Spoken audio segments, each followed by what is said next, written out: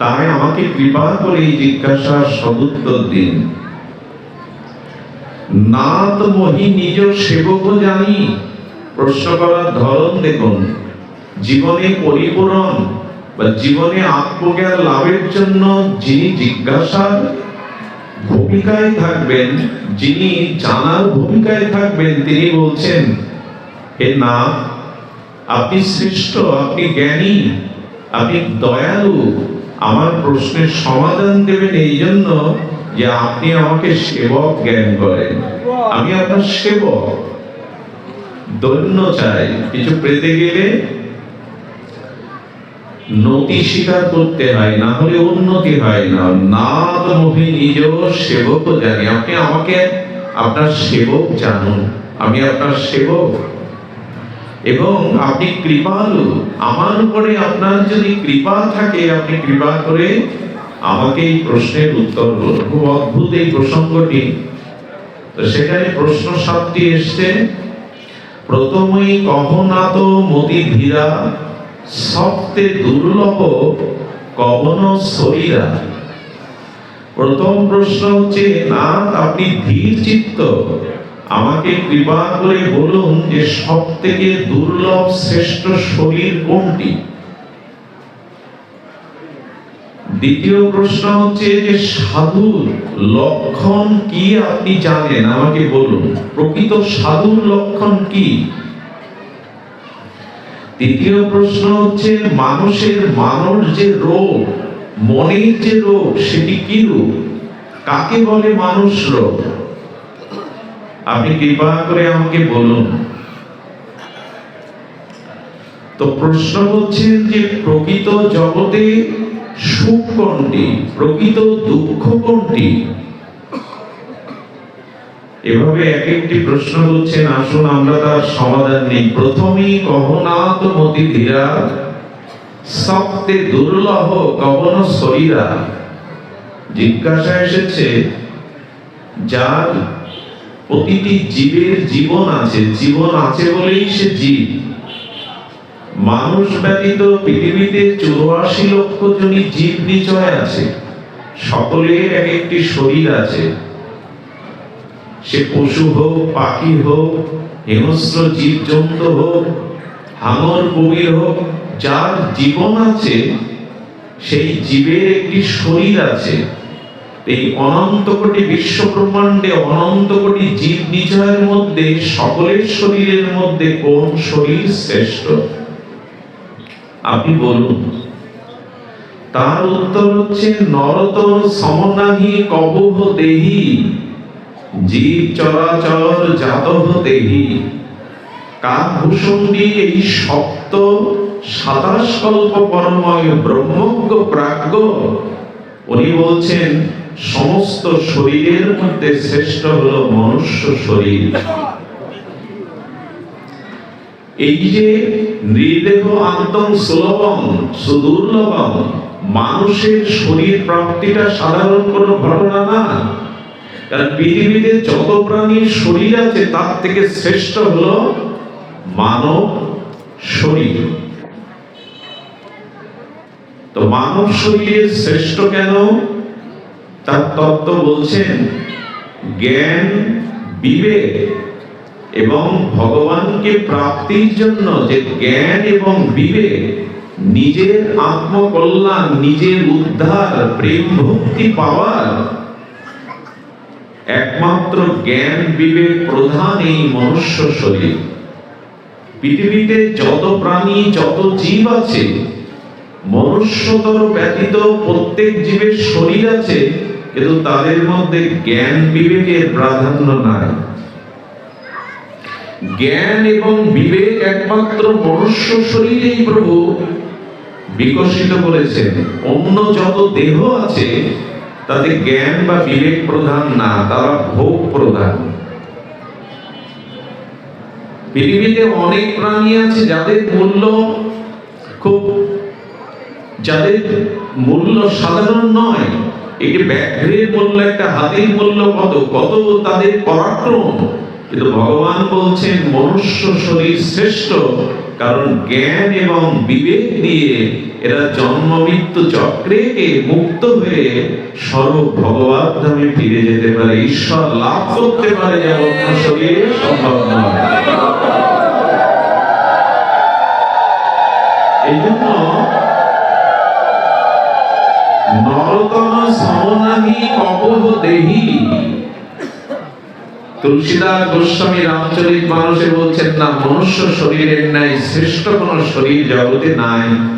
আপনারা দেখবেন পৃথিবীতে যত আবিষ্কার, সেটা আপনার সাবমেরিন বলুন, বিমান বলুন, ঔষধ বলুন, আর পৃথিবীতে যা কিছু উৎকর্ষ আবিষ্কার, এটা মানুষের শরীর দ্বারা, গবেষণার দ্বারা, অন্য কোনো প্রাণীর দ্বারা হয়নি। কারণ মানুষ জ্ঞান প্রধান এবং মানুষ বিবেক প্রধান, আর মানুষ এই জ্ঞান এবং বিবেক দিয়েই নিজের কল্যাণ করতে পারে, নিজের উদ্ধার করতে পারে। এই জন্য মনুষ্য শরীর দেবতাদেরও দুর্লভ। বহু চর্চিত কথা, আলোচনা তবু আরেকবার শ্রবণ করুন। দেবতারাও পর্যন্ত ঈশ্বর ভজন সাধনের জন্য আর এমনি করে ভগবানের কাছে প্রার্থনা জানাতে থাকে, আকুতি জানাতে থাকে, যেই ভক্তি ভূখণ্ডে আমাদের একটি মনুষ্য শরীর দাও, যাতে ভগবান তোমার উপাসনা করতে পারি, ভজন করতে পারি। দেবতাদেরও প্রার্থনীয় মনুষ্য শরীর পাওয়া। দেবতা ভোগ করতে করতে যখন ক্লান্ত হয়ে যায়, ওষুধদের দ্বারা তারা স্বর্গরাজ্য থেকে চ্যুত হয়ে যায়, দেবতারা শান্তি পাওয়ার জন্য কোন শুদ্ধ ভক্তের দুয়ারে এসে দাঁড়ায়, একটু শান্তি পাবে বলে। দেব জন্মে ভগবত ভজন হয় না। এই জন্য মনুষ্য শরীর দেবতাদেরও দুর্লভ। এটি সুদুর্লভ নয়, পিতামাতা জন্ম দিয়েছে এমন নয়, আমাদের জন্মটা সাধারণ ঘটনা নয়। ঈশ্বর না চাইলেই আমাদের মনুষ্য জন্ম হবে না, মা বাবা চাইলেও হবে না। কারণ দেহ আত্মা দিতে পারে না, আত্মাই দেহকে সৃষ্টি করে। দেহ আত্মা দিতে পারে, আত্মা তৈরি করতে পারে দেহ, কিন্তু আত্মাই দেহকে ধারণ করে, শুধু না দেহ দান করতে পারে আত্মা। কারণ পুরুষের পিতৃসত্তার ভ্রূণ যদি জাগ্রত না থাকে, তবে তার দ্বারা সন্তান জন্ম হয় না। এই জন্য সত্তা হলো ভগবান, আত্মা হলো ভগবান পরমাত্মার অংশ। এই জন্য ভগবান বিশেষ করে কৃপা করে আমাকে মনুষ্য শরীর দিয়েছেন। পিতামাতার চেষ্টায় আমার কোন স্বীকৃতি, সৌভাগ্য, দান ধ্যান, পুণ্য কর্মে মনুষ্য শরীর পাওয়া যায় না। তো ধ্যান দিয়ে শুনুন, আপনি দান ধ্যান যজ্ঞ করলেই মনুষ্য শরীর পাবেন না। ভগবান যখন বিশেষভাবে কোন জীবকে করুণা করবার জন্য তার হৃদয়ে উদ্বেগ হয়, তখনই তাকে মনুষ্য জন্ম দেন।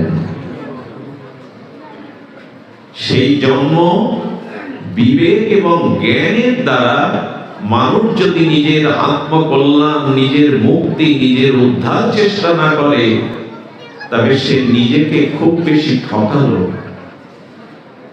এই মনুষ্য জন্ম জ্ঞান এবং বিবেকের দ্বারা আমাদের আত্মকল্যাণ করার কথা। 2001 সালে আমি কেশবপুরে একটা পার্টি গিয়েছিলাম। পরের দিন আঞ্চলিক পত্রিকা, এমনকি জাতীয় পত্রিকা একটা হেডলাইন এলো, একজন গর্ভধারিণী তার সন্তানের আত্মপরিচয় স্বীকৃতি জগতে দেবে না বলে জন্মের পর পেপারে পড়ে তাকে আক্ষেপে ফেলে দিয়েছে। দুটো কুকুর এসে সারা রাত ওই নবজাতককে পাহারা দেয়, যাতে অন্য প্রাণী ক্ষতি না করতে পারে। ভোরের আলো ফুটবার সাথে সাথে একটি কুকুর ওকে সুরক্ষা দিচ্ছে, আর একটি কুকুর লোকালয়ে গিয়ে একজনের আঁচল ধরে, কাপড় ধরে টেনে এনে শিশুটাকে তার কাছে দিয়ে মাথা নিচু করে চলে যায়। এই দিন কি মানুষ লজ্জা পায়নি পশুর কাছে, যে তোমরা আমাদেরও লজ্জা দিলে? তো সেই দুর্লভ জন্ম পেয়ে, বিবেক এবং জ্ঞান পেয়েও যদি আমি সেই বিবেকের দ্বারা, জ্ঞানের দ্বারা, চেতনার দ্বারা আমার কল্যাণ করার চেষ্টা না করি, তবে নিজেকে খুব ঠকাচ্ছি আমরা। মহতি ক্ষতি করে ফেলছি, এই জন্মটা পাওয়া যাবে না। এর যথোপযুক্ত ব্যবহার না করলে, জ্ঞান বিবেক সাধনা না করে, নিজের কল্যাণ না করলে এই শরীর আর পাবো না। আমাদের বন্ধু সুন্দর হরিপুরুষ জগৎ বন্ধু সুন্দরের এক শিষ্য ছিলেন। উনি কিছুদিন ভজন সাধন খুব করেছিলেন, কিন্তু একটা সময় অসৎ সঙ্গে পর স্ত্রীর প্রতি তার দৃষ্টি যায় এবং অকালে মৃত্যুর সময় ওই কাম চিন্তা নিয়ে মরতে মরতে পরের জন্মে সে শূকর হয়ে জন্মায়। গল্প বলছে না ব্যাসপীঠে। বন্ধু সুন্দর একদিন এক বন দিয়ে যেতে যেতে ওই শূকরটি বন্ধু সুন্দরের পা জড়িয়ে ধরে গো গো করে তার অনুভূতি জানায় আর কাঁদতে থাকে। প্রভুর সাথে যে শিষ্য ছিল সে প্রভুকে বলছে, মনুষ্যত্ব তো হিংস্র হয় প্রভু, আপনার চরণ কি করে উপলব্ধি করলো, কি জানালো, নিবেদন করলো? কাউকে বলিস না, ও ভজন সাধন করতে করতে স্খলিত হয়েছিল, পতিত হয়েছিল, আর কাম চিন্তা করতে করতে মৃত্যুবরণ করায় এই কামময় ভোগময় শূকর জনিতে জন্মেছে। আমার চরণ পেয়ে ওর ভজনের কথা মনে পড়েছে, ভজন তো নষ্ট হয় না, তাই চরণে ও নিবেদন করছে, প্রভু আর একবার সুযোগ দাও, আর ভুল করব না, আর একবার সুযোগ দাও। আমাকে এক মহাত্মা শুনিয়েছিলেন, সেই শ্রী গুরুদেব তার আশ্রিত শিষ্যকে বলছেন, শিশুকাল তো খেলাধুলায় চপলতায় চঞ্চলতায় কেটে গেছে, কে আমি, আমার লক্ষ্য কি, আমার মুক্তি কিসে, শিশুকালে প্রশ্ন আসে না। যৌবন যখন এলো তখন ক্ষমতা ছিল, শক্তি ছিল, শিক্ষা ছিল, বল ছিল, কিছু আয়ত্ত করার ক্ষমতা যৌবনে ছিল, কিন্তু অর্থবিত্ত ভোগ বিলাসে যৌবনটাকে হারিয়ে ফেলেছ। আর বার্ধক্য দশায় শুধু অভিশাপ ছাড়া, গ্লানি ছাড়া, তিক্ততা ছাড়া তখন ভজন সাধন নিজের মুক্তির চেষ্টা করনি। তো এই জন্য প্রহ্লাদ মহারাজ ভাগবতে বলছেন, কৌমারং আচারিত প্রাজ্ঞ, যদি নিজের কল্যাণ করতে হয়, এই মনুষ্য জন্মটা সার্থক করতে হয়, তাহলে কৈশোর বয়স থেকে ভগবানের ভজন সাধন মঙ্গলময় কর্মে রত হও। আমাদের কি কূট বুদ্ধি! সংসারে যখন আমার আর আদর নেই, কদর নেই, গ্রহণযোগ্যতা নেই, উঠতে বসতে লোকের অবহেলা পায়, তখন বৃন্দাবনে গিয়ে, আশ্রমে গিয়ে বলি, গুরুদেব সংসারে সব ত্যাগ করে এসেছি। গুরুদেব বললেন, ত্যাগ করে আসিসনি, সব ভোগ করে উচ্ছিষ্ট হয়ে এসেছিস। এখন ভগবানকে কি দিবি? হাসি নেই, যৌবন নেই, শক্তি নেই, সব ভোগ করে এখন আর তোর কদর নেই, আদর নেই। এখন এসে আমরা কপটতা করে বলি, গুরুদেব সব ছেড়ে দিয়ে আসছে। আরে তোকেই সব ছেড়ে দিয়েছে, তুই কি ছাড়বি? এখন তোর গ্রহণযোগ্যতা সংসারে নাই। এই জন্য যা করবার আমাদের করতে হবে। একটা বিড়াল যখন ইঁদুরকে শিকার করে, লক্ষ্য করবেন, ঠিক যম আমাদের ওইভাবে অপেক্ষা করছে টান দেওয়ার জন্য। বিড়ালটা প্রথমে হাত দিয়ে থাবা দেয়, তারপরে তাকে ধরে। মৃত্যুর হাত কিন্তু আমাদের পেছনে সর্বদা থাবা দেওয়ার জন্য প্রস্তুত। এই জন্য যা করবার, ভজন সাধন, নিজের আত্মকল্যাণ করা দ্রুত করে দিন। গুরুদেব বলছেন, আশ্রমে আয়, ভজন সাধন কর। বলে নাতিটা একটু বড় না হলে ওর মায়া ছাড়তে পারছে না। ওই নাতির চিন্তা, পুত্রের চিন্তায় মরে গিয়ে কুকুর হয়ে জন্মালো। মহাত্মা বলছিলেন বৃন্দাবনের সত্য ঘটনা। ওই গুরুদেব 1 বছর পর শিষ্যের বাড়ি আসলে সেই পিতার সন্তানরা বলছেন, গুরু মহারাজ, পিতা মরার পরে আমাদের গৃহে একটা অঘটন ঘটে গেছে। একটা কালো কুকুর ওই দেখুন সামনে লালায় আর কাঁদে, এত তাকে মানি, পিটায়, বাড়ি থেকে ছেড়ে যায় না, আমাদের দিকে হা করে তাকিয়ে কাঁদতে থাকে। গুরুদেব ধ্যানস্থ হয়ে জানতে পারলেন এই পুত্র কন্যা বাড়ির মোহে চিন্তা করতে করতে মরায় কুকুর হয়ে পাহারা দিচ্ছে।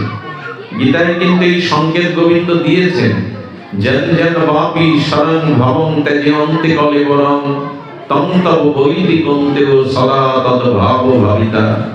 মৃত্যুর সময় তোমার চিন্তা অনুযায়ী পরবর্তী তোমার গতি হবে। তো তো উনি বাড়ির চিন্তা করলে তো আর চিন্ময় সত্তা বাড়ি হয় না, বাড়ির আসক্তিতে কুকুরটা গুরুদেবকে দেখে হাউমাউ করে কাঁদছে, মাথা নিচু করে। এসেছিলাম, তোমার দীক্ষা শিক্ষাও পেয়েছিলাম, কিন্তু মায়ামোহে জড়িয়ে আজ আমার এই পরিণতি।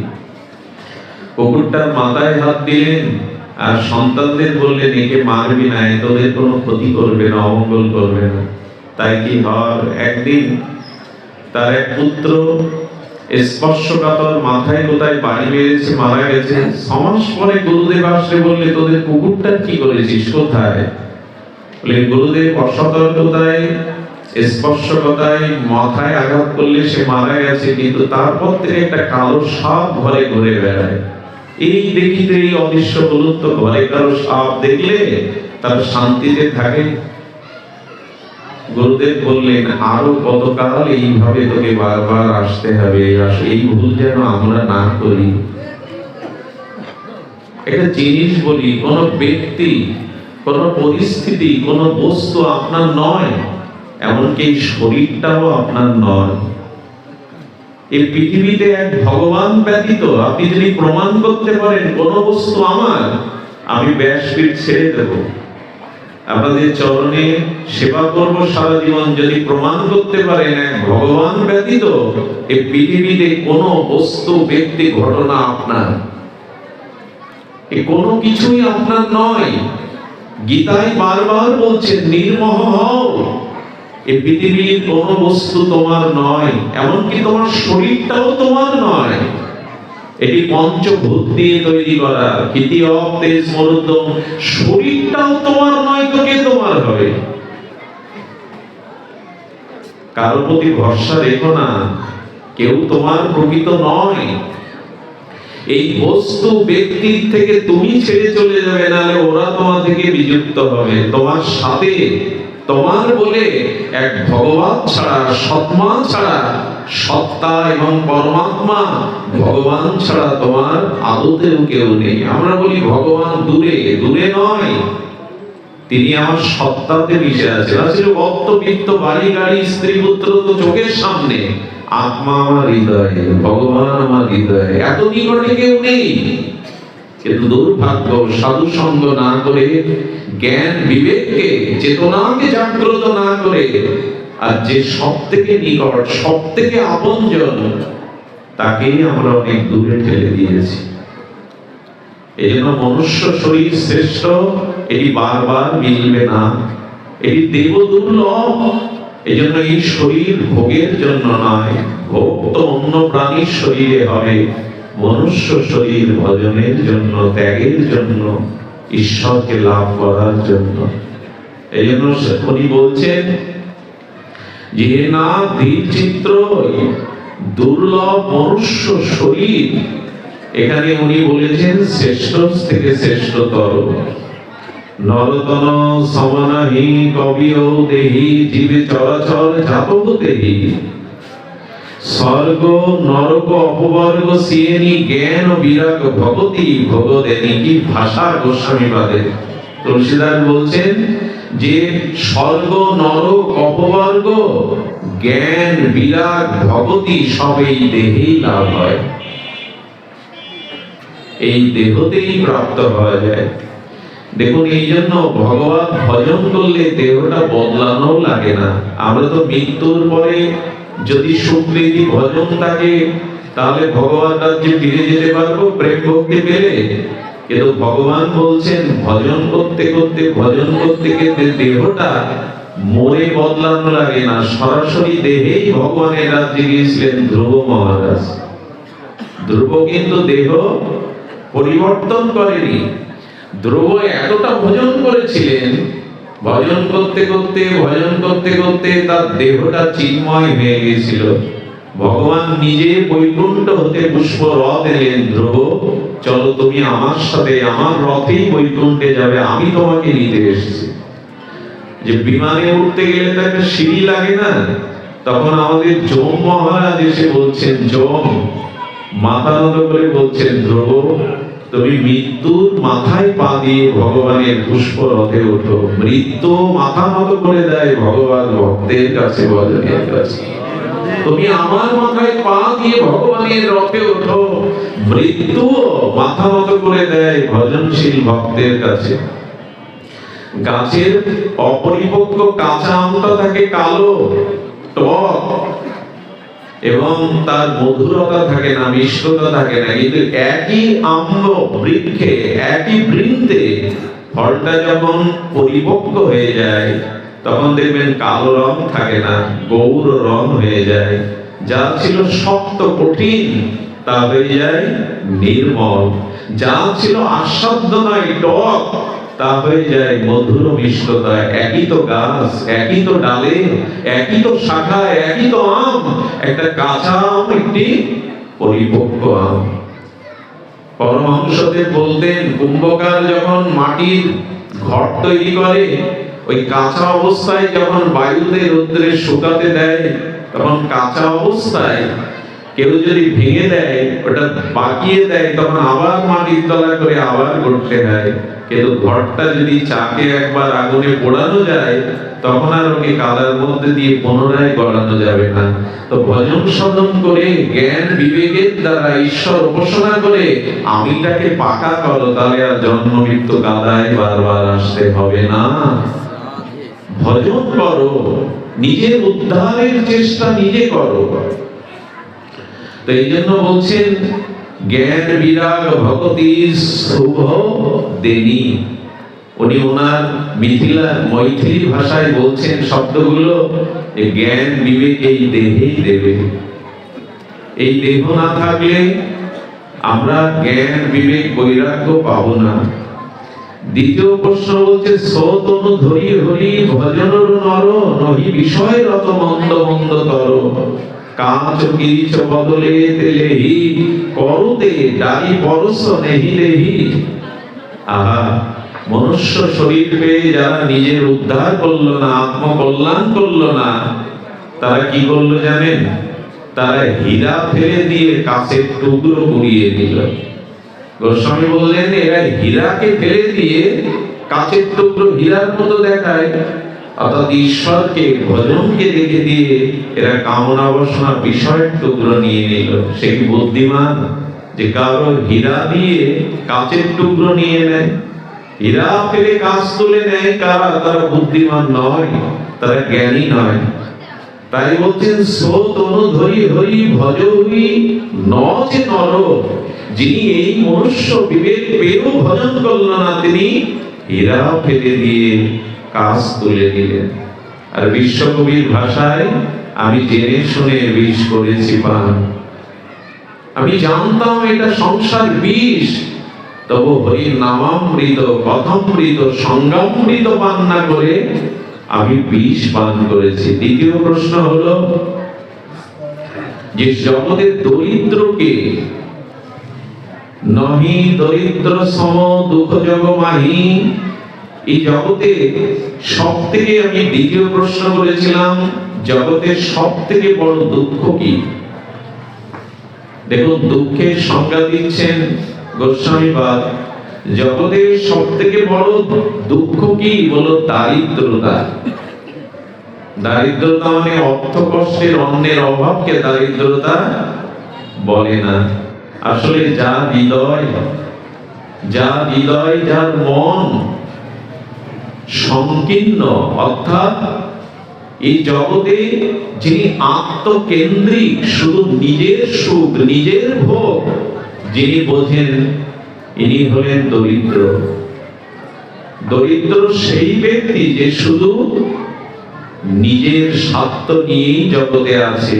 অন্যের কল্যাণ, অন্যের সুখ, অন্যের মঙ্গল যার চিন্তাই নেই, যে শুধু স্বার্থ অন্ধ হয়ে। এই জন্য ধৃতরাষ্ট্র শুধু জন্মান্ধ না, জ্ঞান অন্ধ। তারা পাণ্ডবদের বঞ্চিত করেছে। সামনাসামনি ধৃতরাষ্ট্রের মতো রাজা চেয়েছে, দেখেছে, কারণ শুধু বাইরের চোখ অন্ধ ছিল না, উনি জ্ঞান অন্ধ ছিলেন। পাণ্ডবদের প্রতি এত অবিচার, ধৃতরাষ্ট্রের মতো রাজা, তিনি তাদের সম্মতি দিয়েছেন। যদুগৃহে পুড়িয়ে মারা বলি, বিষ খাওয়ানো বলি, দ্রৌপদীর লাঞ্ছনা বলি, সব কিছুই সহ্য করেছেন। এখানে বলছেন যে মানুষের জীবনে সব থেকে বড় দুঃখ হলো দরিদ্রতা। দেখুন, সুদামাকে অনেকেই দারিদ্র বলেন, দরিদ্র বলে। কৃষ্ণ সখা সুদামা বিপ্র ভিক্ষা করতেন না। আসলে যার মধ্যে দয়া নেই, করুণা নেই, ভালোবাসা নেই, অন্যের পরোপকারের চিন্তা নেই, যে শুধু নিজের স্বার্থ গণ্ডির মধ্যে আছে, সব থেকে বড় দরিদ্র তিনি। একটা কথা বলি, মানুষের জন্য যদি কিছু না ভাবেন, না করেন, এই যে দান, দয়া, ধর্ম, পূর্ণ কর্ম, এগুলি যদি না করেন, আপনার দারিদ্রতা বুঝবে না। জগতে যে দিতে শেখেনি, পাওয়া তার সম্ভব নয়। কুয়োর জল যত দান করবে, কুয়োর জল তত ভরবে না। একটি দুটি বছর কুয়োর জল দান বন্ধ হোক, কুয়ো বন্ধ হয়ে যাবে। এই জন্য বলছেন যে আত্মকেন্দ্রিক, যিনি নিজ সত্ত্বেই কেবল, নিজ সত্যকেই কেবল দেখেছেন, এর থেকে দুঃখ। দারিদ্র ব্যক্তি মানে আত্মকেন্দ্রিক ব্যক্তি কখনো সুখী হয় না। সুখ কাউকে দিতেও পারে না, না নিজের সুখ পেতে পারে।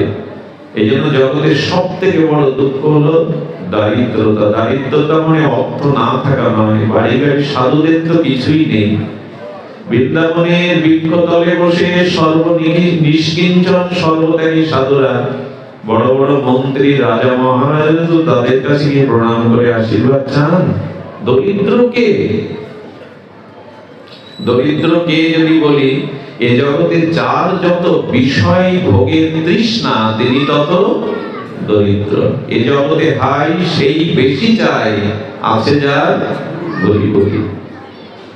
মানে দরিদ্র কাকে বলে? যার জগতে চাওয়া পাওয়া যত বেশি, সে ততই দরিদ্র। দেখুন, আকাশের নক্ষত্র কত, এটা জীববিজ্ঞানীরা, কখনো নববিজ্ঞানীরা হয়তো বলে দিতে পারবে। পৃথিবীতে ধূলির সংখ্যা কত, তাও হয়তো গবেষণায় একদিন প্রকাশ হবে। কিন্তু মানুষের চাওয়া পাওয়ার সংখ্যা কত, এটা গণনা করে বলা যাবে না। যার যত জগতে চাওয়া, সে ততই দরিদ্র। আর দরিদ্রের থেকে বড় দুঃখ আর নেই। এটা ছোট প্রমাণ দেই। 200-500 টাকা দিন মজুরি খেলে যারা সন্ধ্যায় ওই একটু কিছু খেয়ে, এখন দেখুন মাদুর বিছিয়ে, পাটি বিছিয়ে ঘরের মেঝেতে কেমন আনন্দে ঘুমাচ্ছে। অথচ শিল্পপতি, ধনাঢ্য ব্যক্তিবর্গ ঘুমের বড়ি খেয়েও বিছানায় ঘুমাতে পারে। কালকে মামলার দিন আছে, কালকে অমুক শত্রুকে দমন করতে হবে, এই তো তার চিন্তা। এই জন্য জগতে যার যত চাওয়া বেশি, সে তত দরিদ্র। দরিদ্রের থেকে দুঃখ এই জগতে আর গোস্বামী তাই বলছেন যে নহি দরিদ্র সম দুঃখ জগ মাহি। এই জগতে দরিদ্র যার, সেই সব থেকে দুঃখী। আচ্ছা, সুখী কে? তৃতীয় প্রশ্ন হলো, জগতের সবচাইতে সুখী কে? সন্ত মিলন সম সুখ জগ নাহি। গোস্বামী বলেন, যদি কখনো কোন সৌভাগ্যে সাধুর সঙ্গে মিলিত হওয়া যায়, সাধুর সঙ্গ পাওয়া যায়, এর থেকে সুখ আর জগতে নাই। সন্ত মিলন সম সুখ জগ নাহি, কথাটি ব্যাখ্যার প্রয়োজন।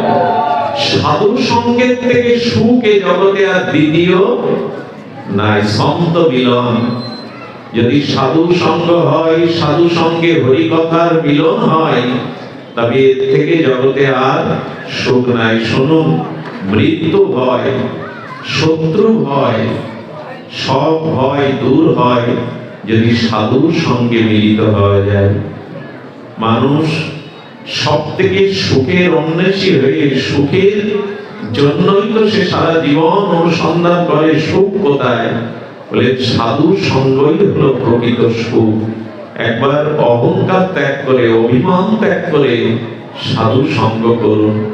সাধু সঙ্গই জীবনের পরম সুখ, পরম আনন্দ। এই জন্য জগতে সাধু সঙ্গ ব্যতীত প্রকৃত আনন্দের সন্ধান কোথাও মিলবে না। এই জন্য স্বয়ং ভগবানও বাবা মাইকটা দিও না, যেভাবে ছিল ওইভাবে রাখো।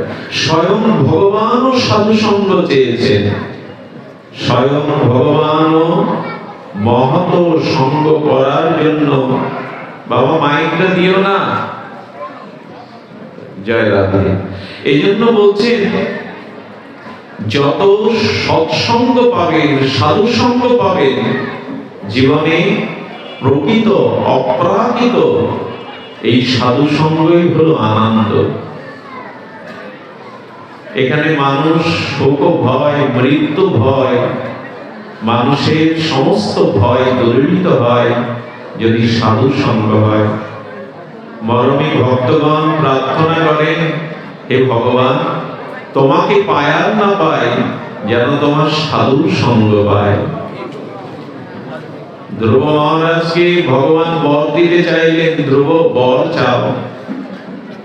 ধ্রুব মহারাজ ভগবানের কাছে চাইছেন, প্রভু আমি তোমাকে চাই না, যে ভক্তের হৃদয়ে তোমার নাম রূপ লীলা ভক্তির গঙ্গা স্রোত বইছে, তোমার সেই প্রেমময় ভক্তের চরণে বসে যেন তোমার লীলা কথা শুনতে পাই, এই বর দাও। আমি তোমাকে চাই না প্রভু, তোমাকে পেলে আমি আস্বাদন করতে পারবো না। দেখুন, ভক্ত সাধুতে ভগবানের ভক্তিতে কোনো পার্থক্য নাই। ভক্ত ভক্তি ভগবন্ত গুরু চতুর নাম বহু এক, ইন্দ্র চরণ বন্দিয়ে নাশত বিঘ্ন অনেক। নাম চারটি, ভক্ত ভক্তি ভগবান গুরু, নাম চারটি কিন্তু তত্ত্ব এক। নাম চারটি, শরীর চারটি, কিন্তু তত্ত্ব তো এক। ভক্ত ভক্তি ভগবন্ত গুরু চতুর নাম বপুয়ে। তো এই জন্য সাধুগণ হলো ভগবানের প্রেমময় মূর্তি। ভগবান এই জগতে সবসময় অবতার হয়ে আসেন না, সবসময় এই জগতে অবতার রূপে তিনি থাকেন না। ভগবানের প্রতিনিধি হিসাবে সাধুগণকে ভগবান জগতে পাঠান। ভগবানের প্রতিনিধি হিসাবে সাধুগুরু বৈষ্ণবকে ভগবান জগতে পাঠান। এই জন্য জীবনে পরমানন্দ যদি থাকে, সেই পরমানন্দ একমাত্র শোক তাপ দুঃখকে ভুলিয়ে দেয় এই সাধু সঙ্গ। সাধু সঙ্গ না যদি সৌভাগ্যে হয়, ভক্তিও হবে না। প্রেম ভক্তিও সাধু সঙ্গের মধ্যে অপেক্ষা আছে। এই জন্য বললেন সাধু সঙ্গ সর্বশাস্ত্রে কয়। মনে পড়ে আপনাদের এই বেনাপোল জঙ্গলে লক্ষ হীরা গিয়েছিলেন হরিদাসের চরিত্র হনন করছে। সেই রাজা রামচন্দ্র খানের প্রচলনায় পড়ে হরিদাসের চরিত্র হনন করতে সেজে গুজে অলঙ্কার। লক্ষ হীরা নাম কেন জানেন? 1 লক্ষ হীরা একত্রিত করলে যে জ্যোতি প্রকাশ হয়, ওর রূপে সেই রকম জ্যোতি ছিল। রামচন্দ্র খানকে বলতেন, আপনি ভাববেন না 3 দিনেই আমি ওই নেংটি পরা সাধুকে কলঙ্কিত করে এখান থেকে বিদায় দেব। প্রথম দিন এলে হরিদাস ঠাকুর নাম নিতে নিতে ইশারায় বলছেন বসো। নাম নিতে নিতে ভোর হয়ে গেল।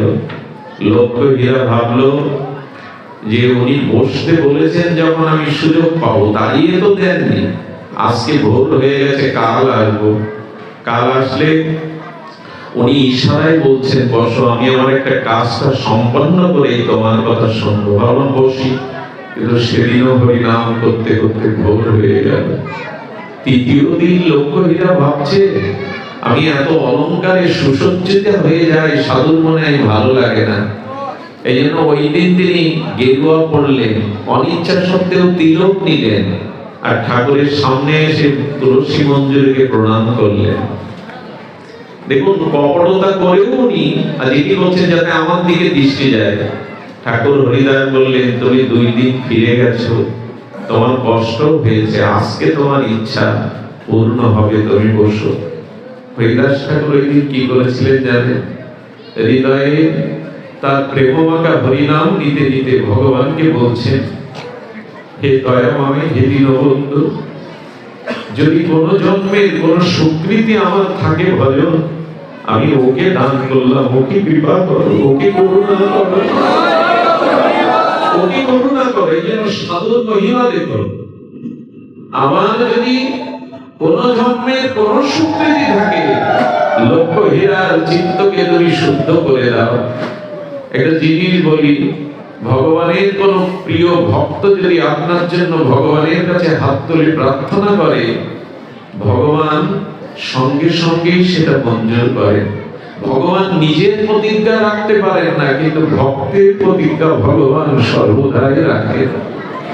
এবং ভগবান আর ভক্তের মধ্যে যখন কোনো চাওয়া পাওয়া এসে যায়, ভক্ত বলছে আমি এটা চাই, আর ভগবান বলছে না আমি আগে এটা চাই।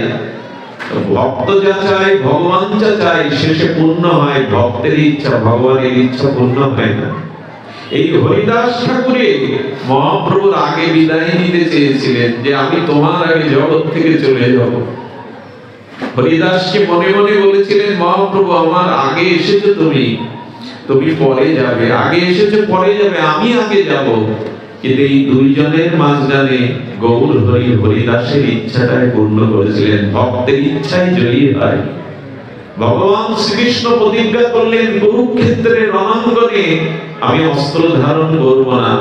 পিতামহ ভীষ্ম বললেন, আমি দেখতে চাই ভক্তের জন্য তুমি প্রতিজ্ঞাও রক্ষা করো কিনা। বিশ্বদেব সেই কুরুক্ষেত্রের যুদ্ধে গোবিন্দকে অস্ত্র ধরিয়ে জগৎকে দেখিয়ে দিয়েছিলেন, ভগবান ভক্তের জন্য তার প্রতিজ্ঞাও লঙ্ঘন করেন।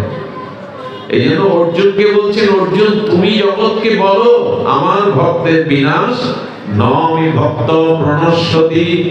অর্জুন বলছে তোমার কথা তুমি বলো, আমাকে দিয়ে বলাচ্ছ কেন? বলে আমি বললে কেউ বিশ্বাস করবে না, আমি অনেকবার প্রতিজ্ঞা ভঙ্গ করেছি ভক্তের জন্য, কিন্তু ভক্ত যা বলে সে কথাই আমি রক্ষা করি। লক্ষ হীরার পরিবর্তন 3 দিনে কেন হলো জানেন? হরিদাস ঠাকুর ভগবানের কাছে লক্ষ হীরার জন্য প্রার্থনা জানিয়েছিলেন। ভোরবেলা মধুর হরিনামে লক্ষ হীরার চিত্ত বিগলিত হলো। অগ্নি জ্বাললে যেমন বস্তু ধর্ম পুড়িয়ে অগ্নি তার স্বধর্মের মধ্যে সবকিছু নিয়ে আসে, তেমন এই মধুর প্রার্থনায় হরিদাসের আকুতিতে চিত্ত শুদ্ধি হয়ে লুটিয়ে পড়ল। ঠাকুর এত নেচেছি, এত গেয়েছি, এমন আনন্দ আমি কখনো পাইনি। হরি নামে এত আনন্দ, তোমার সান্নিধ্যে এত আনন্দ। সেই লক্ষ হীরার মতো বারবনিতা মাথা মুন্ডন করে, কখনো উপবাস, কখনো তুলসী চর্বণ করে তিনি পরম মহন্তি হয়ে গেলেন। এটা কার দ্বারাই হয়? সাধু সঙ্গেই হয়। এই জন্য জীবনে যদি পরিবর্তন আনতে হয়, আমি অনেকবার বলেছি, সাধু সঙ্গের অপর মহিমা।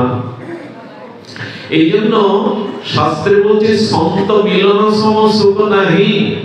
যদি কখনো কোন সৌভাগ্যে সাধু সঙ্গ প্রাপ্ত হওয়া যায়, তো জানবেন ভগবানের বিশেষ কৃপা এটি আপনার উপরে। এবং সাধু সঙ্গে ছাড়া দুঃখ ভোলাবার আমাদের আর কোনো উপায় নেই। সাধু যদি গৃহে আসে, শোক দূরে যায়, তাপ দূরে যায়। এই জন্য আমাদের শিবাস পণ্ডিত নিজের মৃতপুত্র ঢেকে এসে প্রভুর সঙ্গে যোগ দিয়েছিলেন। সাধু সঙ্গের কি অনন্ত মহিমা। এই জন্য যদি জীবনে পরমানন্দ সুখ বলে কোনো কিছু উপলব্ধি থাকে, তবে সাধু সঙ্গে সেটি সম্ভব। সাধু সঙ্গ করার মাধ্যমে আমরা অপরাধিত সুখ লাভ করতে পারি। আমাদের এই জীবনের গতি প্রকৃতি বদলে যেতে পারে। পরশ পাথরে যেমন লোহা স্পর্শে পরশ পাথর হয়ে যায়, সাধু তো পরশ পাথর। এই জন্য জগতে বলছেন যে সন্ত মিলন সম সুখ নাহি, পর উপকার বচন মন কায়া, সন্ত সবস্বভাব খবরায়া। আচ্ছা, আগে বলেছিলাম, এবার প্রশ্ন হলো সাধুর লক্ষণ কি? মালা দিল, বাইরের পোশাক, তা নয়। প্রকৃত সাধুতে তিনি, যিনি এখানে কি বলছেন, পর উপকার বচন মন কায়া, যিনি বাক্য দিয়ে, মন দিয়ে, শরীর দিয়ে সর্বত অন্যের কল্যাণ চান, অন্যের উপকার করেন, ইনি হলো প্রকৃত সাধু। লক্ষ্য করবেন কথাটি হলো মার্মিক কথা। আমরা বাইরের বেশ থেকে যেন সাধু নির্ণয় না করি। সাধু কাকে বলে? বেশ প্রয়োজন, মালা তিলক এটা প্রয়োজন, কিন্তু বেশটাই সাধুত্ব এমন বলে কায় মন বাক্যে যারা পরহিতে রত, যারা মনের দ্বারা বাক্যের দ্বারা শরীরের দ্বারা অপরের কল্যাণে রত, তিনি হলেন সাধু পদবাচ্য। সাধু তিনি হবেন মহান্তের স্বভাব হয় তারিলে পামর, নিজ কার্য নাহি তবু জান পর ঘর। সাধুর পরোপকার কেমন জানেন? মাধবদাস বাবাজি তিনি জগন্নাথ দেবের ওখানে জগন্নাথ তাকে এত কৃপা করলেন যে চারিদিকে সুনাম ছড়িয়ে গেল। মাধবদাস জগন্নাথের সখা, তার জন্য স্বর্ণতলায় প্রসাদ পাঠান, গায়ে শীতের দিনে চাদর জড়িয়ে আসেন জগন্নাথ নিজে গিয়ে, এই লাইন পড়ে গেল। মাধবদাস তখন জগন্নাথকে বলছেন, আমার সুনাম ছড়িয়ে দিয়ে খুব ভালো করেছে, এখন লোকের প্রণাম আর প্রশংসা নিতে গিয়ে আমার ভজন সাধন শেষ। এবং সাধু যিনি হবেন তিনি সম্মানের কাঙাল হবেন না, প্রশংসার কাঙাল হবেন না, এগুলিকে বিষ মনে করে দূরে ঠেলে দিতে চাইবেন। জগন্নাথকে বলছে একটা উপায় করো, আমি এভাবে লোকের প্রণাম নিতে পারবো না, তোমার ভজন ছাড়া বাঁচবো না। জগন্নাথ বললেন একটা উপায় আছে, একটা ভিক্ষার ছুরি নাও আর ছেঁড়া কাপড় পরে নগরে নগরে ভিক্ষে করো। উনি যখন ওইভাবে বাড়ি বাড়ি ভিক্ষা করছেন তখন বলছেন, আরে জগন্নাথ যদি তার সখা হবে ভিক্ষা করবে কেন? আসলে এই প্রকৃত সাধু না। একবার এক মহাত্মার এরকম সুনাম ছড়িয়ে পড়লো, চারিদিকে জয় জয় কর, প্রণামের লাইন পড়ে যায়, হাজার হাজার মানুষ। খ্যাতির একটা ব্রাহ্মণ আছে, ওনার তো ভজন হয় না। রাতের অন্ধকারে এক পতিতার বাড়ি গিয়ে বললেন, মা আমাকে বাঁচা, আমাকে রক্ষা কর মা। বলে, বাবা আপনি এসেছেন এই পাপের আলায়, পাপীর আলায়, পাপিষ্ঠার আলায়? বলে, না রে মা, তুই আমাকে বাঁচাতে পারিস, কাল খুব ভালো সেজে গুজে আসবি, সকালে খুব সুন্দর করে সাজবি। বলে, বাবা কেন? বলে, পরেরটা আমি বলবো। সেজে গুজে আসার পরে বললেন, মা আমি তোর কাঁধে হাত দিয়ে পুরো বাজারটা এক দুইবার ঘুরবো, এইটুকু বললাম, তুই আমার পর। বলে, বাবা এটা আপনার বদনাম হবে, লোক থুতু ফেলবে। বলে, মা যেটা বলছি আমার একটু উপকার কর।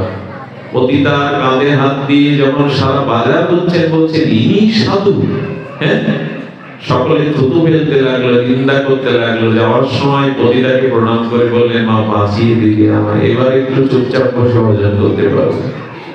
যারা সম্মানের কাঙাল, প্রশংসার কামাল, তারা সাধু নন। প্রশংসা, তবে সাধু প্রশংসা না চাইলে যে পায় না তা না, যে চায় না তার পেছনে প্রশংসা দৌড়ে বেড়ায়। যে যশ খ্যাতি চায় না তার পেছনেই প্রশংসা। যদি তাকে না পায়, সেখানে দাঁড়িয়েছিল ওই ধুলি নিয়ে কাড়াকাড়ি করে, তো ওটাই তো আরো বেশি প্রশংসা। আমি প্রণাম নেব না তাই স্থান থেকে চলে গেছি, মানুষ এসে ধুলোয় গড়াগড়ি দিতে লাগলো, প্রশংসা ছাড়ে না।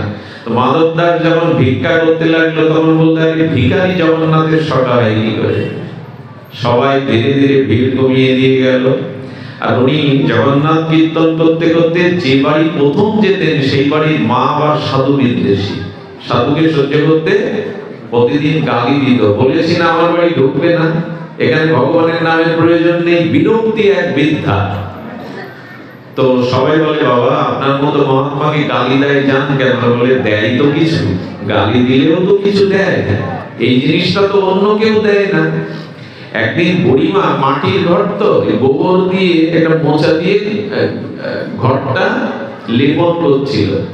যেই মাধবদাস বাবাজি জগন্নাথ জয় জগন্নাথ কীর্তন করতে করতে এসেছে, বলে তোমাকে নিষেধ করি শোনো না, সেই ঘর মোছা দিয়ে বুকে ছুঁড়ে মেরেছে।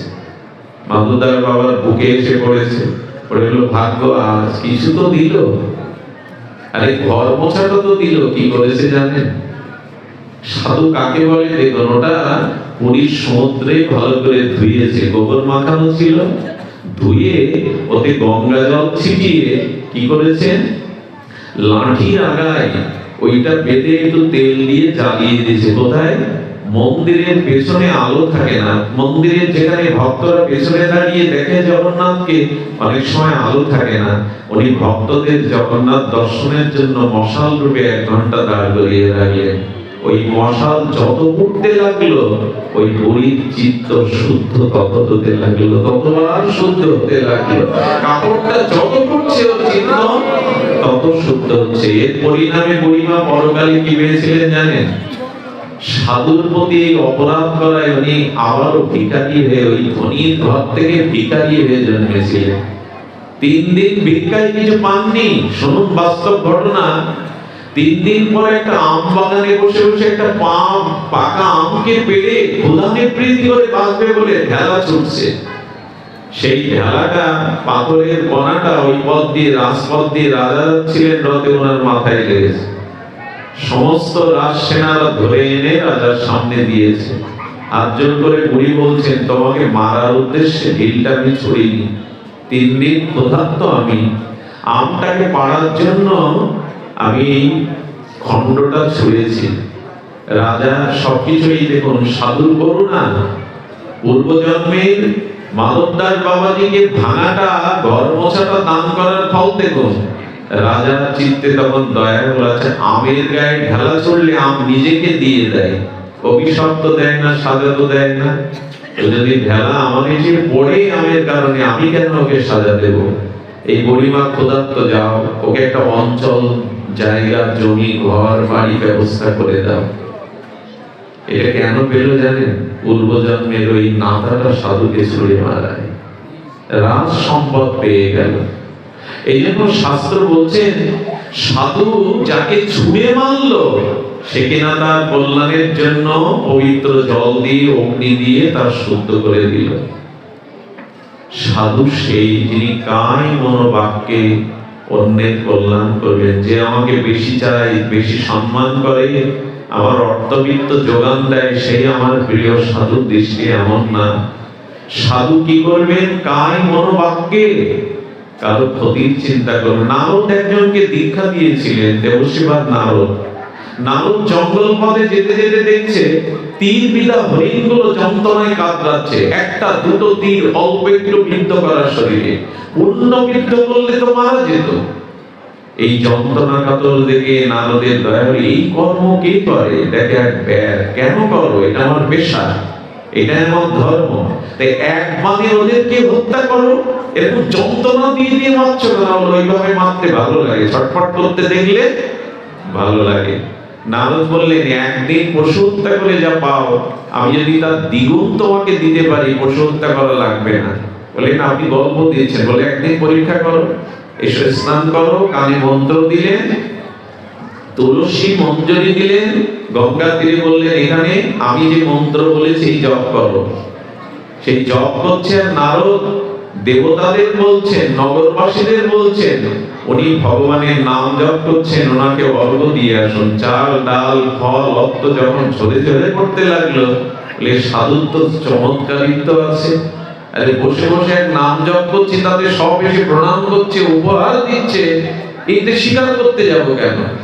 1 বছর করতে করতে লোকদের নিষেধ করলো, আমার এত কিছু লাগে না, দিও না। 1 বছর পর নারদ শিষ্যের সাথে দেখা করতে গেছে, আর সাথে এক ঋষি নিয়ে গেছেন। কুটির থেকে গুরুদেবকে দেখে ছুটে আসতে গিয়ে দাঁড়িয়ে পড়েছেন। কেন জানেন? সামনে পিপীলিকার সারি যাচ্ছে, যদি ডিঙাতে গিয়ে চাপা পড়ে। 1 বছর আগে যিনি হরিণকে তীরবিদ্ধ করে যন্ত্রণাকাতর অবস্থায় সুখ পেতেন, সে এখন পিপীলিকাকে লঙ্ঘন করতে। নারদ এসে বললেন, তোমার ভিতরে এবার সাধুত্ব এসছে, জীবের প্রতি তোমার দয়া ভাব এসছে। সাধু তিনি কায় মনোবাক্যে অন্যের হিত করবেন।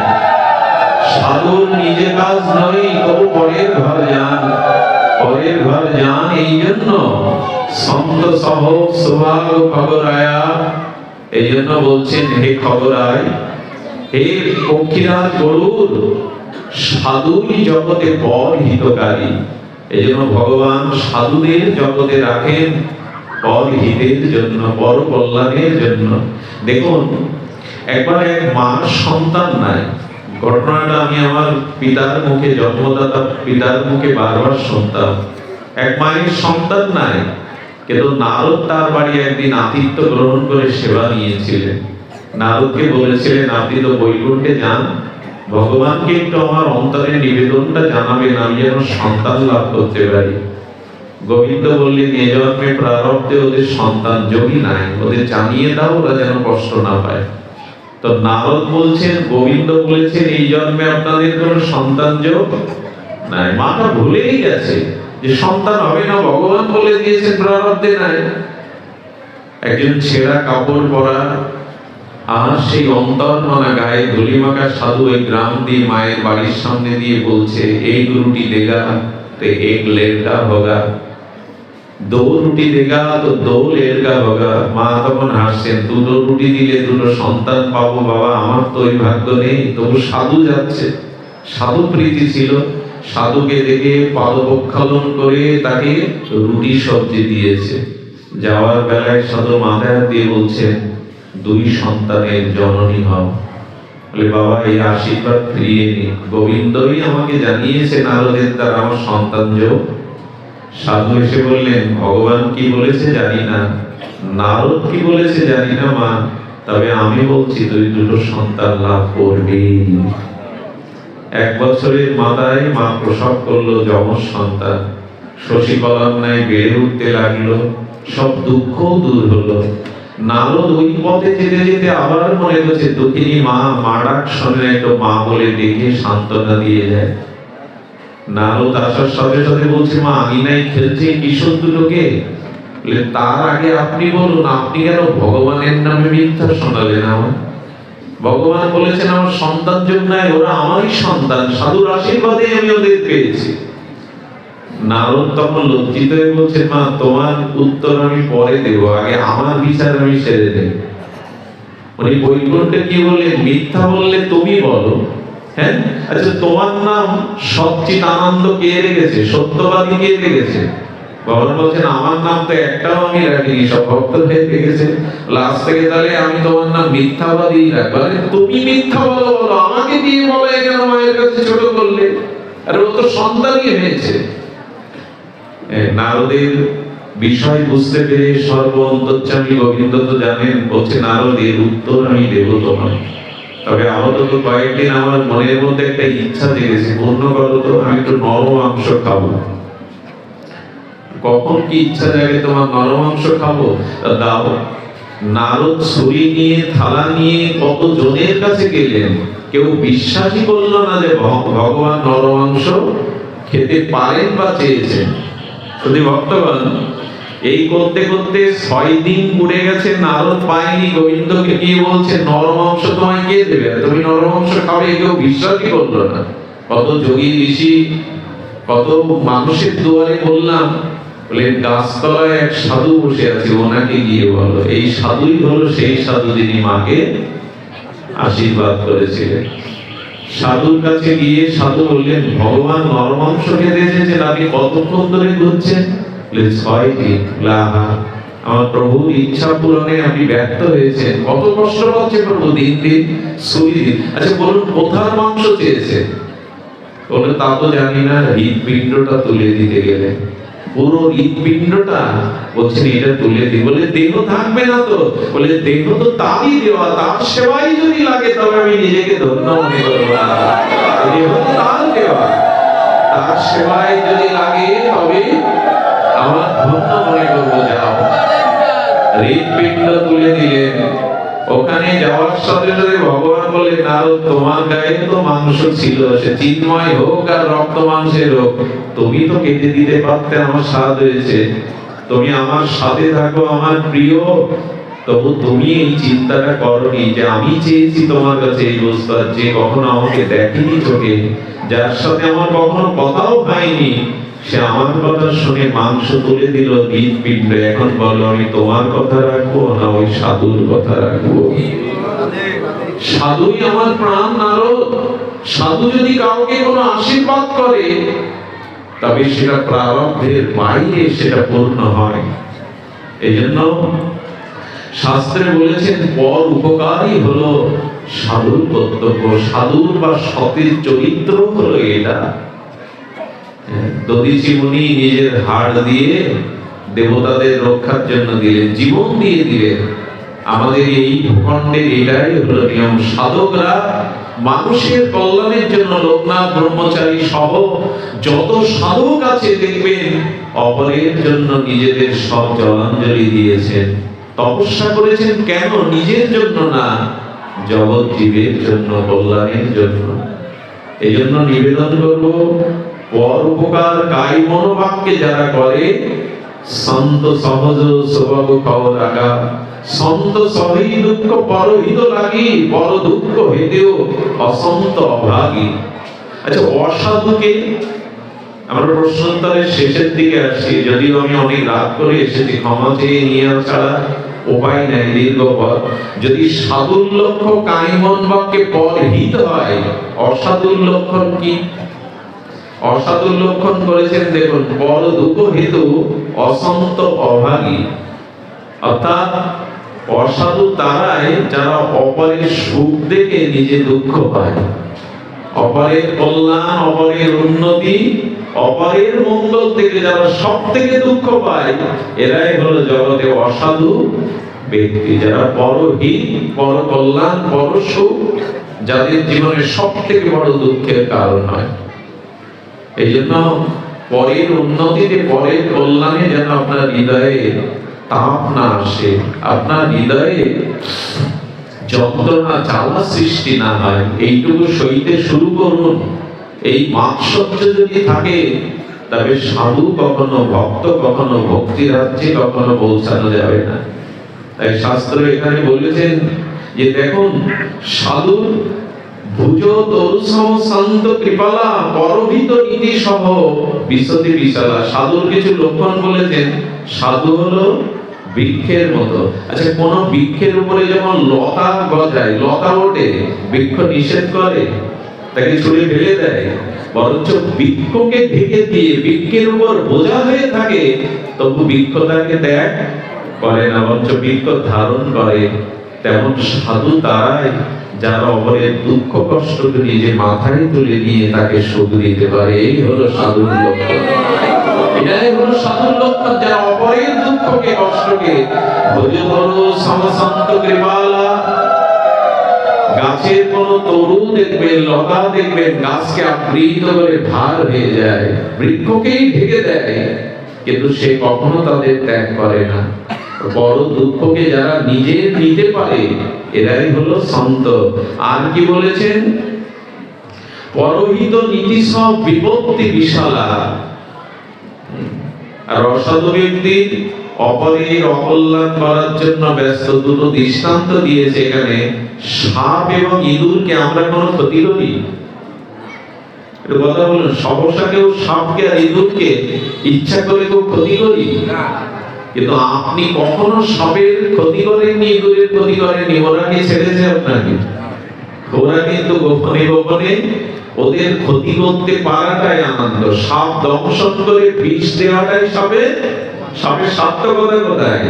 যদি কাউকে বিষ ছেড়ে দিতে পারে, দংশন করতে পারে, আর ইঁদুরের সার্থকতা কোথায়? গোপনে যদি কারো ক্ষতি করতে পারে। অসাধুর লক্ষণ হলো এই যে সে জ্ঞানে অজ্ঞানে গোপনে অমনের ক্ষতি করতে পারলে আনন্দ পায়।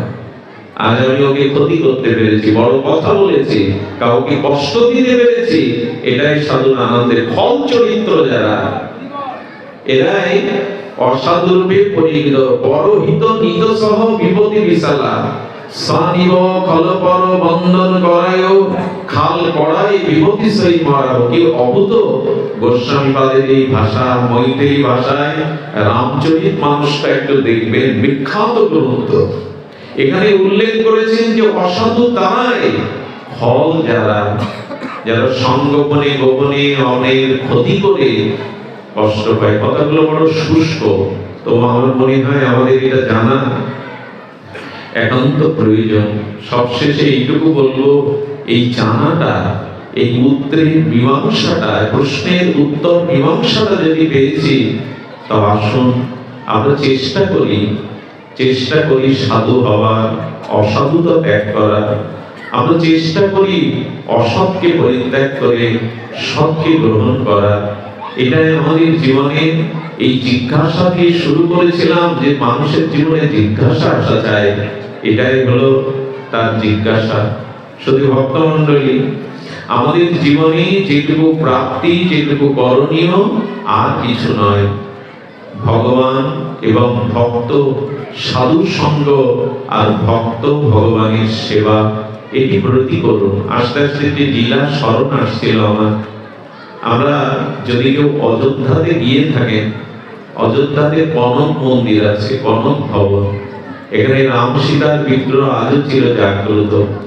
পৃথিবীর অন্যতম শ্রেষ্ঠ সন্ত শিরোমণিরা এখানে প্রভুর সেবা করেছেন। বেশ কিছু শতক আগে এক সন্ত সাধু কনক ভবনে রঘুপতি রামচন্দ্র সরকারের সীতামায়ের সেবা করতেন। এখন উনি আশ্রমে একটা ওষুধ তৈরি করবেন বলে একটু ফিটকিরি কিনে এনেছেন একদম।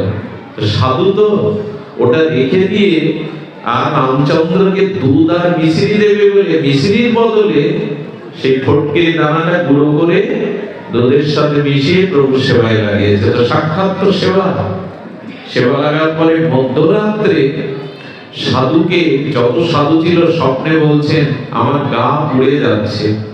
আরে মিশ্রি মনে করে আমাকে যা খাইয়েছে বাবাজি মহারাজ, আমার গা পুড়ে যাচ্ছে, তাপ হচ্ছে, আমার কালো তো গৌর বর্ণ থেকে কালো হয়ে যাচ্ছে, তোমরা শিগগির আমাকে শীতল করো। এই বাবাজি মহারাজ উঠেছে সমস্ত সন্তদের ডেকে মূল পান্ডায় স্নান করে তিলক নিয়ে ঘরে গিয়ে দেখে রঘুপতির গৌর বর্ণ, গাটা কালো হয়ে গেছে। মাথায় হাত দিয়ে দেখে ওখান থেকে তাপ বেরোচ্ছে। প্রভুর এই যন্ত্রণা কষ্টে উনি প্রভুকে বললেন বড় ভুল হয়ে গেছে। দেখুন বিগ্রহ পাথর নয়, বিগ্রহ দারু নয়, মূর্তি নয়। বলছেন আপনার এই নিবারণ কি করে হবে প্রভু? শীতল বস্তু আমাকে সেবায় লাগাও, শীতল দুগ্ধ, শীতল ফলের নির্যাস আমাকে ভোগে লাগাও। কেউ বা লেবুর রসের রস, কেউ বা ঠান্ডা করে দুগ্ধ। এই কথাটি চারিদিকে ছড়িয়ে পড়লো ভোরবেলায়। শত শত না সহস্র ভক্ত দেখতে এসেছে রঘুপতি রামচন্দ্রের গা বদলে গেছে। বাবাজি মহারাজের সেবায় ওনার তাপ এসেছে শরীরে। দরজা বন্ধ, যে যা দুগ্ধ, শীতল জল, নির্যাস ফলের এনেছিল প্রভুকে সেবায় লাগানো হলো। প্রভু বলছেন লক্ষণকে আজ একটু লীলা করি। লক্ষণ শীতল তো করতেই হবে। ভক্তদের সমস্ত দুগ্ধ যখন এনেছে তখন বলছে প্রভু এবার তো আমার শান্তি হয়েছে। বললো না, শান্তি এখনো পুরোপুরি হয়নি। তোমরা যেখান থেকে বলো 50 মণ শীতল দুগ্ধ দিয়ে আমাকে সেবা করো, না হলে জ্বালা যাবে না। ভগবানের লীলা বড় বিচিত্র। এই কথা শুনে কি বলবো, সমস্ত জাতিরাই দুগ্ধ আনতে শুরু করলো। প্রভু আদেশ দিয়েছেন, সেখানে শুধু হিন্দু না, সমস্ত জাতিরাই দুগ্ধ আনতে লাগলো। সেবক ভগবানকে দুগ্ধ যখন নিবেদন করলেন, করার পরে বললেন প্রভু এই নিবেদন করেছি 50 মণ প্রায় দুগ্ধ। প্রভু এবার তোমার শরীর শীতল হলো। শীতল হতে আরেকটু বাকি আছে। বললেন প্রভু আবার কি বাকি? বললেন এই 50 মণ দুগ্ধ প্রসাদী করে সবাইকে প্রসাদ বিতরণ করো, ওরা পেলে তবে আমার শীতলতা। ওরা যদি ভক্তরা পায় তবে শীতলতা হবে। ভগবান এটি লীলা করে নিজেই ভক্তদের সেবা করালেন, ভক্তদের সেবা করালেন। দেখুন এই সেবাটাই ধর্ম। ভক্ত ভগবানের সেবাটাই ধর্ম। মনে পড়ে যেহেতু এটা মায়ের মন্দির, মা সম্মুখে তার দিব্য মূর্তিধারী মা আদ্যাশক্তি দেবী ভগবতী দাঁড়িয়ে আছেন। আপনারা জানেন তারাপীঠের মামা খেপা একবার মন্দিরেই প্রস্তাব করে দিলেন। উনি অনেক বয়স তখন। মন্দির কমিটি বললে এই উন্মাদকে তাড়াও। মন্দির কেউ প্রস্তাব করে, ঘাট ধাক্কা দিয়ে যখন তাড়িয়ে দিচ্ছে তখন বলছে তোমার বড় মা, মায়ের কাছে সন্তান প্রস্তাব করবে, এটা তো ঘৃণা না। ঠিক আছে মা, আমাকে তাড়িয়ে দিচ্ছে, আমি গেলাম, আমি খাবো না দাবো না, পড়ে রয়েছে এক কোণে। কি বলবো? তারাপীঠে তারা মা পূজারীদের স্বপ্ন দেখাচ্ছেন, আমাকে 3 দিন কেন না খেয়ে রেখেছিস? আমাকে 3 দিন কেন উপবাসী রেখেছিস? মা তোমার ভোগ রাগ তো আগের মতোই চলছে। ওই প্রসাদ ওই ভোগ আমি গ্রহণ করিনি, আমার বাবাকে 3 দিন না খেয়ে পড়ে আছে। বলে মা ও তো মন্দিরে অশাস্ত্রীয় এই যে সূচি মানে না, কিছু মানে না। বললো মা মারার পর থেকে আমাকে বড় মা বলে জানে। মায়ের বলে মলমূত্র ত্যাগ করলে মা কি ঘৃণা করে তাকে ত্যাগ করে? ও আমার সন্তান, ওকে সেবা না দিলে আমি সেবা নেব না। সেই দিন থেকে তারাপীঠের কি নিয়ম জানে? ভোগ হলে আগে বাবা ঠাকুরকে নিবেদন করতে হবে, পরে মা পাবে, পরে নিবেদন মাকে হবে। এই জন্য যদি জীবনে ভক্ত ভগবানের সেবায় মনের ব্যাকুলতা আসে, ভক্ত সেবা ভগবান সেবা, এটাই প্রেম, এটাই ভক্তি পাওয়ার একমাত্র উপায়।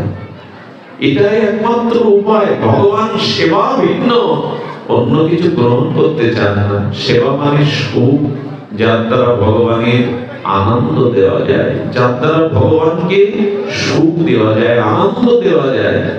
এই আনন্দ দেওয়ার নামই হলো সেবা। আমাদের জীবনে সেবা যতদিন না আসবে ততদিন আমাদের জীবনে প্রেম ভক্তি অধরা থেকে যাবে। আপনাদের মনে আছে ভগবান শ্রীকৃষ্ণ যার বুকের দুধ পান করবেন তিনি কি সাধারণ? ভগবান যার বুকের দুধ পান করবেন তিনি কি সাধারণ? সাধারণ না। শুধু ভক্তবৃন্দী আপনারা জানেন যে একবার আমাদের উত্তর ভারতে এসেছিলেন দুজন বৈষ্ণব গৃহে। যার গৃহে এসেছেন তার ঘরে বিন্দুমাত্র কিছু নেই সাধুদের সেবা করানো। এত অভাব, এত ভিক্ষা করে দুমুষ্টি মান। এর ভক্তমান চরিত্র পড়লে নিজেকে বড় পিছিয়ে পড়া মনে হয়, অধম মনে হয়। কি করলাম সারাটি জীবন? বৈষ্ণব সেবা যতদিন না হবে ততদিন ভগবত কৃপা না হবে না। ভক্ত ভগবান জীবের সেবা, এটার মাধ্যমে ভগবান সন্তুষ্ট হন। ঘরে কিছু নাই, স্বামী বলছে কিছুই তো নাই, পয়সা করিও নাই। স্ত্রী কি করলো জানেন? স্ত্রী ওই আগেকার ধান টান রাখতো, যেটা আউড়ি বলে, ওইভাবে একটা বস্তুর মধ্যে গিয়ে নিজের পরনের কাপড় করে দিল। দ্বিতীয় কাপড় নেই। এই কাপড়টা বাজারে গিয়ে যা পাও সস্তায় বিক্রি করে কিছু নিয়ে এসো, আটা পারো, তেল সবজি পারো, নিয়ে এসো। ওর মধ্যে বসে ঘরে দরজা দিয়ে ওটা রান্না করে বললেন ভগবানকে ভোগ লাগিয়ে সাধুদের দিয়ে এসো। যখন সাধুদের পাতে দিচ্ছে তখন বলছে বাবা সেবা আমরা নেব না। কেন নিবেন না? অপরাধ কি? বলে এই গৃহের গৃহিণী মনে হয় আমাদেরকে মেনে নিতে পারেননি। তাহলে গৃহে মা থাকতে কেন আপনি সেবার বস্তু প্রস্তুত করছেন?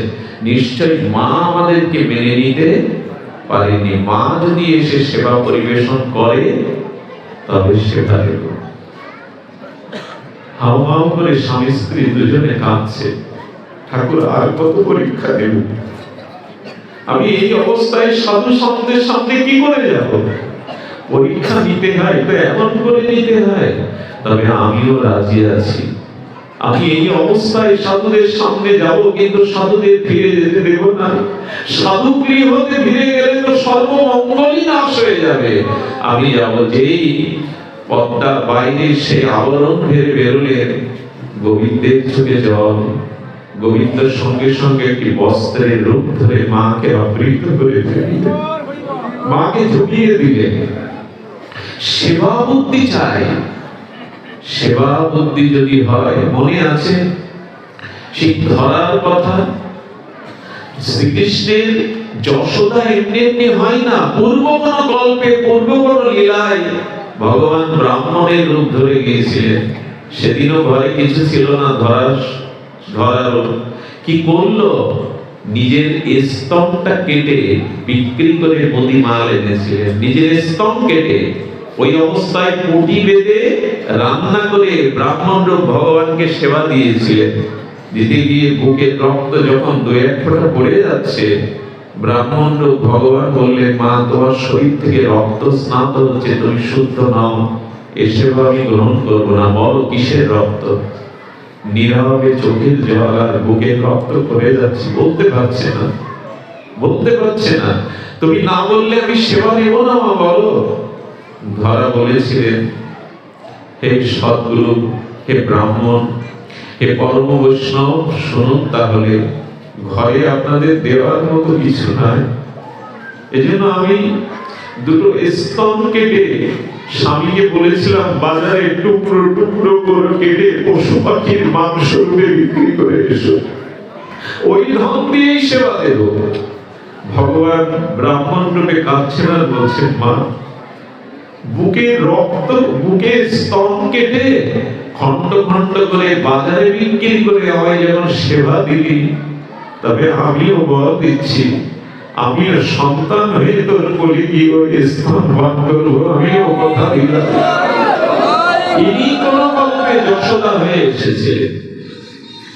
কতটুকু ত্যাগ করতে পেরেছি ভগবানের জন্য, সেবার জন্য। সারাটা জীবন তো শুধু দেহ কেহ নিজের সুখ স্বাচ্ছন্দ্যের চিন্তা করে গেলাম। ভক্ত ভগবানের সেবা যতদিন না হবে, ততদিন জীবনের পরিপূর্ণতা আসবে না। সেবায় ধর্ম, সেবায় প্রেম। আমাদের ভক্ত জীবনকে দেখুন, সারাটি জীবন তারা এমনি করে। রামানুজাচার্য উত্তরপ্রদেশে যেতে যেতে 25 জন শিষ্য সহ এক দরিদ্র কাঙালের ঘরে গেলেন। গিয়ে বললেন, মারে এসেছি, আমার শিষ্য নিয়ে সেবার ব্যবস্থা কর। আরে 25 জন কেন, নিজেদেরই খাওয়া হয় না। ভগবান রামানুজাচার্য শিষ্যকে বলছেন, মা ব্যবস্থা কর। স্ত্রী বললেন, স্বামী ভিখারি, ভিক্ষা থেকে ফিরবে, কখন ফিরবে, কখন রন্ধন চড়াবো, তাও তো একজনের হয় না, এক মুষ্টি হয়। 25 জনের সেবা কি করে দেব? শাড়ির আঁচল দিয়ে তাদের বসতে দিলেন, পা ধুয়ে দিয়ে পদস্খলন করে ঘরে যা পুরানো কাপড় ছিল তাই দিয়ে মেঝেতে বসতে দিলেন। প্রতি ধনীর কাছে গিয়ে ভিক্ষা চেয়েছিলেন, আমার জীবন দিয়েও শোধ করবো, কিছু উপচার দিন। কিন্তু আসলে কি দেখবেন, মানুষ যখন একটু দরিদ্র হয়ে যায় তখন তাকে আত্মীয় স্বজন বিশ্বাস করতে চায় না, কিছু চাইলে তখন এগিয়ে যায়। তো এরকম রীতি আছে সমাজে, কেউ দিতে চায় না।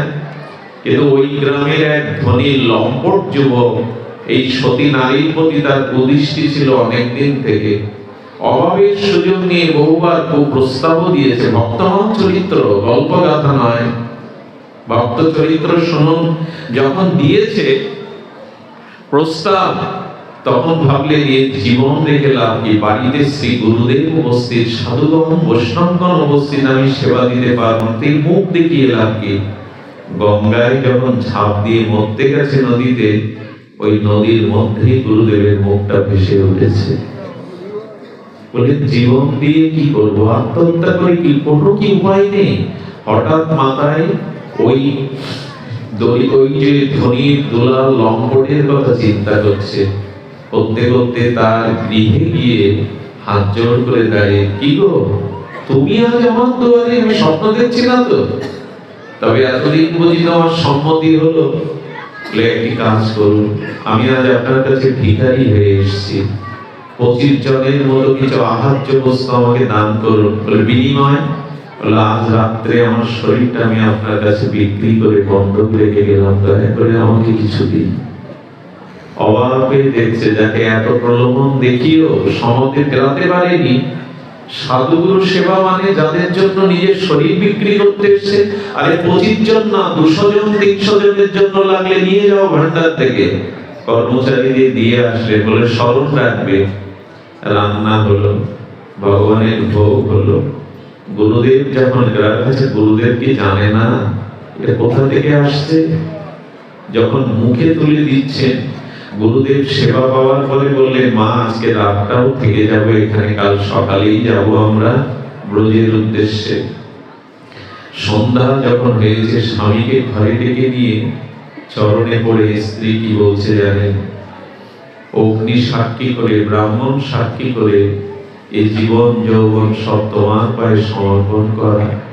আজ আমি বড় অন্যায় করেছি, তোমারই এই বস্তু শরীরটা আমি একজনের কাছে বন্ধক দিয়ে গুরু সেবার উপচার এনেছি, ক্ষমা করে দাও। স্ত্রীকে বুকের মধ্যে নিয়ে বললেন, ভগবানের কাছে আজ প্রার্থনা করি, কোন জন্মে যদি সংসারে তিনি পাঠান, যেন তোমার মতো সহধর্মিণী হয়। তুমি আজ গুরু সেবার জন্য যে কাজ করেছো, এটা সকলের পক্ষে সম্ভব নয়। তবে শোনো, চোখের জল মুছিয়ে বলছেন, যা দ্রব্য গুরু সেবায় বৈষ্ণব সেবায় লাগে সে লম্পট হতে পারে না। মহাৎ না হলে কারো দ্রব্য ভগবত সেবায় ভগবানের সেবায় লাগে না।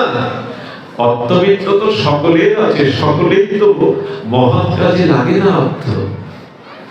তুমি যাও, নিজেকে সুন্দর রূপে সেজে গুরুদেবের অধরামৃত প্রসাদ থালায় করে নিয়ে যাও। সে দেবতা আমার কাছে, সাধারণ নয়। স্ত্রী প্রেরণা পেয়ে যখন ওর কুটিরের দিকে পা বাড়িয়েছে হাতে প্রসাদের থালা নিয়ে, কি বলবো, হরিদাস ঠাকুরকে আচার্য প্রভু বলেছিলেন, অদ্বৈত আচার্য, তোমার মতো শুদ্ধ ভক্ত এক মুঠো খেলে কোটি ব্রাহ্মণ সেবা হয়। হরিদাস, তোমার মতো শুদ্ধ ভক্ত যদি এক মুঠো পায়, হাজার হাজার সেবার সৌভাগ্য হয়। এটা সত্য। ভক্ত সেবা না করলে ভগবান সেখানে সেবা দেন না। ভক্ত সেবা কৃষ্ণ সেবার থেকে বড়। ওই যত গুরুদেব প্রসাদ মুখে তুলেছে ততই লম্পটের চিত্ত শুদ্ধ হয়ে গেছে। থালাটা নিয়ে যখন ঘরে প্রবেশ করলো, রমণীর দিকে তাকিয়ে ঝরঝর করে কাঁদছে, বলছে, যে শরীরটা বন্ধক দিয়ে বৈষ্ণব সেবা গুরু সেবা করলে, আর সেই শরীরটা ভোগ করার মতো পশুবৃত্তি আমার মধ্যে এসেছে, চরণে পড়েই বললেন, ক্ষমা করে দাও। যে শরীর বন্ধক দিয়ে তুমি গুরু বৈষ্ণব সেবার জন্য বেরিয়ে দিয়েছো, সেই পবিত্র সতীর শরীরে আমার কুদৃষ্টি গেছে। বিবেক ফিরতে সময় লাগে না। অর্থ সামর্থ্য যদি সৎ কাজে লাগে, গুরু গোবিন্দের সেবায় ভক্ত সেবায় লাগে, চিত্ত শুদ্ধ হয়ে যায়। চরণে লুটিয়ে পড়লে বলে, শোনো মা, এই পশুকে, এই অপদার্থকে তুমি কৃপা করো, তোমার শ্রী গুরুদেবের কাছে আমায় নিয়ে চলো, আমি তাকে দেখবো। পরদিন দীক্ষা হলো, ভক্তি জীবনে প্রবেশ করলো। আসুন না, এই দেহ ভোগের নয়, ত্যাগের। আমরা আমাদের সামর্থ্য যার যতটুকু আছে, ভগবানের সেবায় ভক্ত সেবায় বৈষ্ণব সেবায় নিজেদেরকে নিয়োজিত করি। এটাই হোক আমাদের জীবনের ব্রত, সেবাই হোক আমাদের ধর্ম।